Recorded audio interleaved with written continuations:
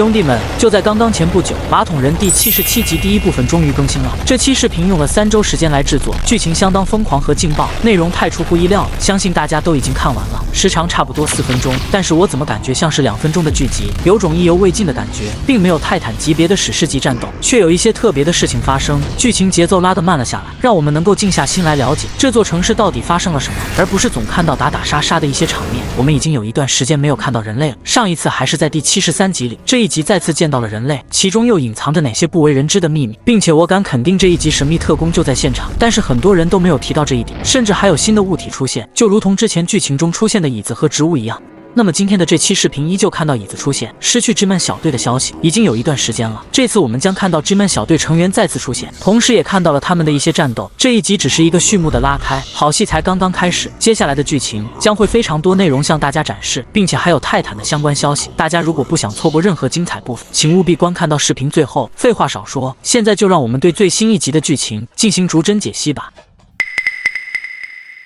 这一集的开头非常有趣，是之前从未有过的，这更像是电影中才会出现的场景。整个天空就暗红色的，就如同熊熊烈火在燃烧，天上的云朵都燃烧了起来，相当诡异，给人一种灾难来临前非常不安的感觉。一个宇航成员用非常快的速度从空中飞了过去，此时的主视角其实是从水里走了出来，屏幕上还有水滴，设备拥有防水功能，这里出现了水域，很可能在水中也有其他种族的存在，并且从他的武器就知道，这一集的主视角依旧是大监控人。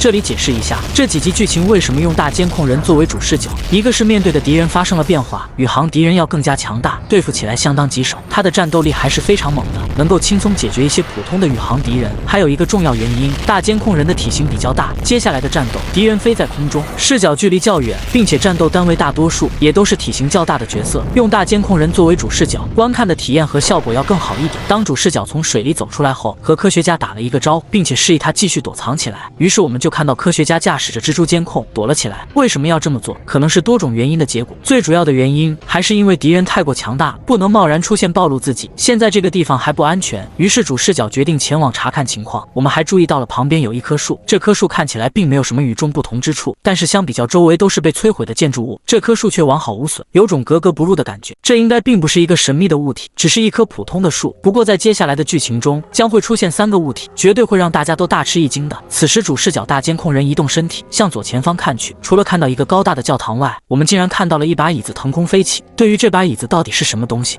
我在之前的视频中已经做过很多种猜测，其中最贴合实际的一种猜测是，椅子上坐着一个人，这个人拥有隐身的能力，所以我们只看到了椅子在动，却看不到任何人，而这个拥有隐身能力的人，很可能就是神秘特工的手下成员，那些绿裤子监控人。毕竟上一期视频，绿裤子监控人真的出现了，他们也在战场中和宇航阵营发生了战斗。这些绿裤监控人也代表着神秘特工，也进一步验证了神秘特工在帮助联盟和马桶阵营一起对抗宇航阵营。当然，关于椅子到底是什么，我也有可能会猜错，毕竟部妹天马行空般的想象力总是做出一些出人意料的事情。这个椅子为什么会腾空飞起？它飞去了哪里？我们注意看它飞往的方向，那里有灯光闪动，能够发出如此强烈光芒的又会是谁呢？这让我想到了电视人，这个发光体难道是大型电视人吗？但是我们仔细去观察，大电视人发出的光更加的耀眼明亮，而这个相对要暗淡一点。这个光难道是一个神秘的新角色发出来的吗？因为我们在第74集中就看到过类似的神秘角色，当时很多人都猜测会不会是电脑人呢？这个椅子绝对是一个重磅消息，最近的剧集都在埋伏笔，当真相揭露那一天，绝对会让我们都大吃一惊的。接下来在这一集中，我们还将看到更加奇怪的东西。主视角大监控人这个时候也赶快飞向前方的区域，他想要看看那到底是什么东西。当他到达的时候，除了破败的房屋、破损的车辆，周围冒着浓浓大火，还有报废的马桶以外，就只有这个植物了。这个植物也太奇怪了，和周围的场景又形成了一种格格不入的感觉。但是除了这个神秘的植物外，还有一些东西引起了我的注意。在左侧大树这里还有一个公共电话，刚开始它并没有什么特别之处，但是过一会我将会告诉大家关于公用电话的秘密。主视角大监控人并没有发现能够引起他注意的东西。当他开始武器进行充能时，听到了奔跑的声音，然后就向左转看去，竟然是5个人类正在向主视角跑来，他们就如同看到了救命稻草一样，神情非常的慌张，却又很迫切。其中有3个武装人员，后面1男1女的2个人类，看起来像是科学家。这个跑在最前面的，看起来更像是他们的领头。此时领头带队的这个人类开始说话：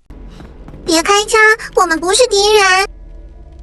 我见过你这样的人，帮助过别人，你能带我们去一个更安全的地方吗？人类首领的这些话信息量很大。首先说明人类和联盟并不是敌对关系，当时可能马桶阵营在猎杀人类，但是由于他们现在都有一个共同的敌人，联盟和马桶方走向了合作。目前对人类具有威胁的，可能就只有宇航敌人了。他们暂时躲藏在这里，也是在躲避宇航敌人的追杀。接着主视角大监控人指向了身后的建筑，意思是让他们藏在教堂里。不行的，你没看到吗？教堂着火了。这说明教堂已经不安全了。希望大监控人能带他们到一个安全的地方。人类现在实在太弱小了，外面实在太危险，靠自身根本就没办法做到，只能试图让强大的联盟成员带他们离开这里。毕竟目前来看，人类是最为弱势的一方，手中的武器连自保都做不到，更别说是反抗了。不过按照作者的套路，人类阵营在之后肯定不会一味的逃跑和躲避，甚至是寻求联盟的保护，他们肯定也会出现一些精英人员来主动加入到战斗中。试想一下，如果让人类武装起来和宇航敌人进行战斗，会是什么样子的呢？难道人类到时候也会被赋予超能力吗？反正普通的人类根本就没有反抗的能力。这里有一个细节，当主视角向右方转动身体时，我们注意到远处的公共电话旁边竟然有一个身影，并且还穿着西装，难道是神秘特工吗？但却没有发现有绿光存在。这个穿西装的人到底是谁？他为什么会站在公共电话旁边？这到底是怎么回事？随后这个公共电话和穿西装的人类一块都消失不见了，难道是都一起传送走了吗？这些奇怪的植物和椅子已经出现不止一次了，Boom肯定有其用意，他们的真实本质和意图会是什么呢？当人类首领刚说完话，宇航马桶就攻打了过来，他攻击的速度非常快，连续的进行轰炸。当主视角大监控人反应过来时，激光炮已经落了下来，并且我们注意到这个宇航马桶一登场，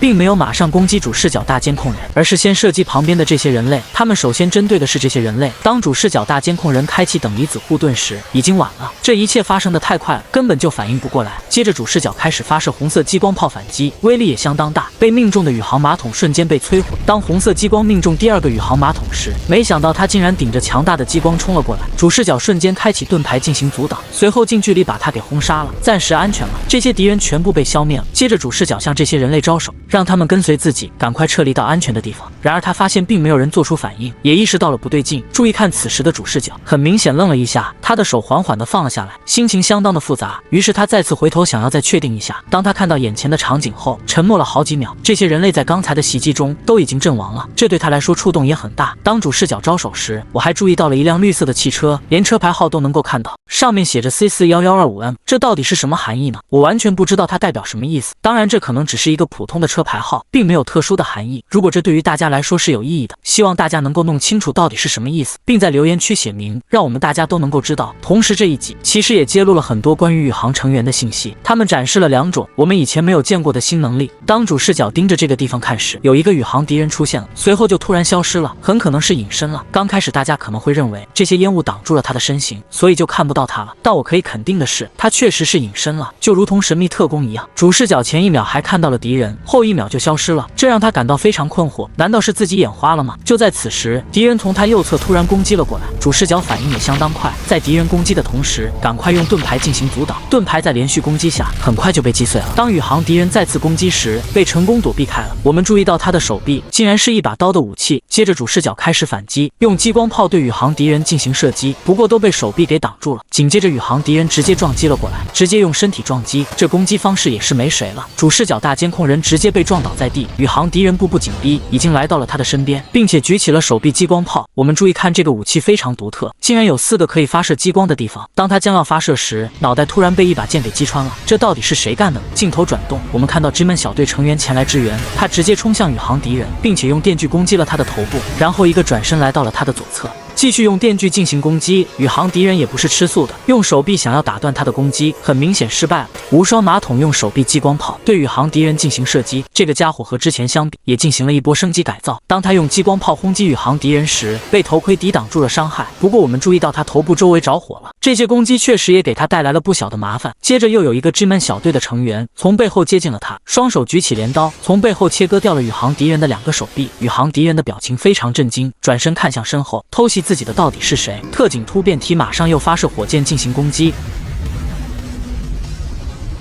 紧接着，肌肉男突然跳到他的身后，用手把他提了起来。我们注意看他们之间体型对比，这个宇航敌人确实体型比较小，他应该是宇航阵营的普通杂兵，数量众多，在对抗普通特工时有明显优势，但是在面对联盟和马桶阵营的精英干部，又直接被完虐。肌肉男的另一只手抓住了他的脑袋，这是想干什么？接下来的一幕太酷爽了，直接把他的脑袋用一只手就捏爆了。肌肉男的手部力量还是非常大的。无双马桶接过了自己的武器，当主视角监控人看到来者是马桶阵营的成员后，马上就举起了武器对准了他们。这里解释一下主视角大监控人为什么会是如此反应，因为目前马桶阵营和联盟的合作是局部性，在之前联盟的高层和马桶阵营的高层，也就是 G-Man 并没有达成合作共识，只不过是因为宇航阵营太强大，才让局部的一些成员暂时性选择合作来对抗宇航敌人。当 G-Man 的小队成员出现后，不仅干掉了宇航敌人，还救下了主视角大监控人时，所以主视角并没有选择马上攻击他们。我们还得出了一个结论 ，G-Man 已经授权了他手下的成员，让他们尽快和联盟达成合作协议，让马桶阵营和联盟正式走向联合，以便一起对抗强大的宇航阵营。当主视角用激光武器对准他时，这个突变马桶开始说话：“兄弟，他为什么要针对我？他是傻子吗？”接着主视角用激光武器对准了无双马桶：“